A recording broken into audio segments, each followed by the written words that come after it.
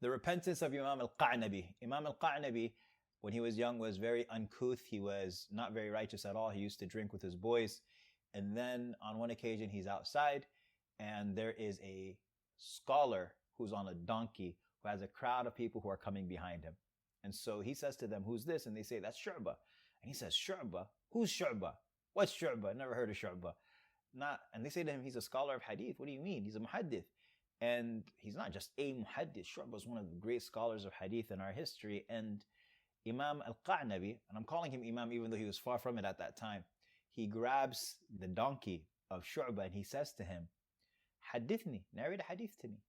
"Oh, that's what you're pushing, right? Hadith? Then give me a hadith." And Shu'bah says to him, "What are you talking about? Are you serious?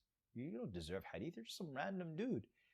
And then he says to him, he pulls out his blade and he says, "Either narrate a hadith to me or I'm going to stab you." He's telling the scholar of hadith, he's telling you, "I'm going to stab you if you don't tell me a hadith right now." And so Shu'bah says to him, "I heard from Mansur, who narrated from Rabi'i, who narrated from Ibn Mas'ud, that the Prophet ﷺ said, 'If you have no shame, then do what you wish.'" And so he's not only giving him a hadith, but he's giving him a shot too. Like, you're obviously shameless right now. And if you have no shame pulling a blade out on me, then do what you wish.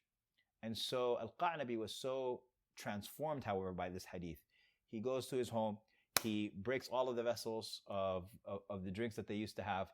He tells his mother, he says, "If my boys come over again, or actually invite them, but bring them food, but tell them what I did with the drinks."